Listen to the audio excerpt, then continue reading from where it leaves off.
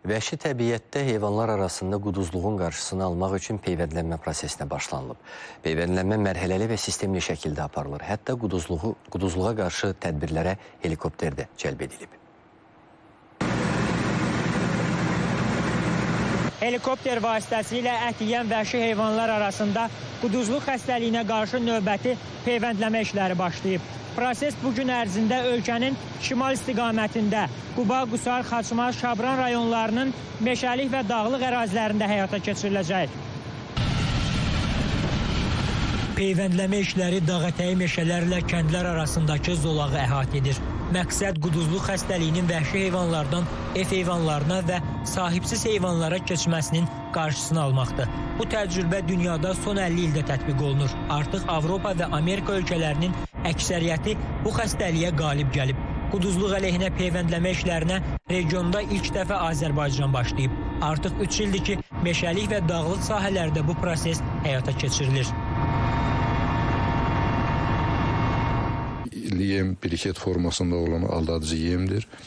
Bunun tərkibində vaksin kapsulları var və heyvan o kapsulu götürüb yedikdə dişləyərkən kapsul ağız boşluğunda partlayır ki, və bundan sonra heyvan vaksinlənərək immunitet əmələ gətirir. Bu peyvənd vasitəsi zərərsizdir. Yəni bunu ev heyvanları da, digər heyvanlar da yesə, eyni zamanda bu sınaqdan keçirilib ki, bir heyvan bir neçə doza qəbul eləsə, onda heç bir problem yaratmır. Çünki bu virulentliyi xüsusi tərzə qədər azaldılmış virus ştammından ibarətdir.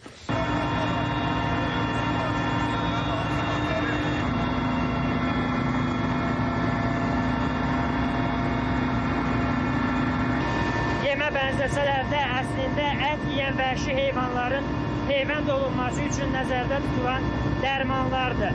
Aldadıcı bu yemlər helikopter vasitəsilə havadan atılır.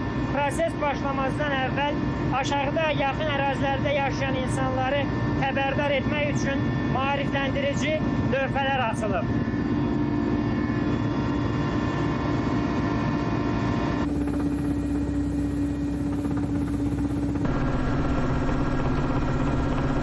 Hal-hazırda Qubanın dağ kəndlərinin ətrafında dərman səpmə işləri davam edir.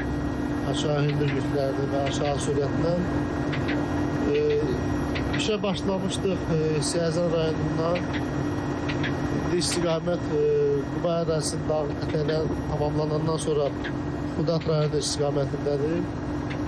Ümumi məsafəmiz 70 kilometrdən artıq olacaq.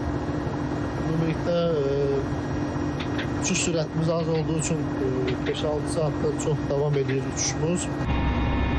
Vəhşi heyvanların miqrasiyasından asılı olmayaraq müsbət nəticə əldə etmək üçün qonşu ölkələrlə də əməkdaşlıq edilir. Gələcəkdə peyvəndləmənin coğrafiyasının genişləndirilməsi nəzərdə tutulur.